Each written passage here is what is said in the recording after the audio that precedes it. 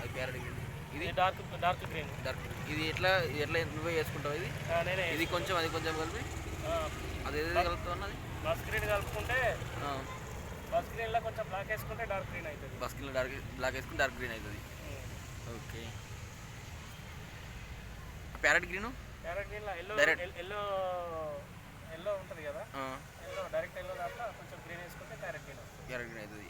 ఎంత రేంజ్ వేసుకోవాలో అంత ప్యారెట్ గ్రీన్ షేడ్ వచ్చేదాకా వేసుకోవాలి. మింటి గ్రీన్ అది ఎల్లోలో మళ్ళీ గ్రీన్ వేసుకోవాలి. డైరెక్ట్ కూడా దొరుకుతాయి మనకు, మిక్సింగ్ వేసిస్తారు కానీ ఇది మన చేతిలో పని కాబట్టి మనం వేసుకోవాలి.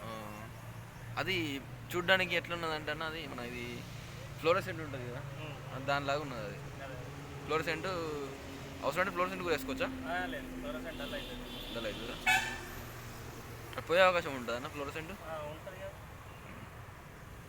అది కేవలం ఒక రఫ్ కోసమే. అంతేనా?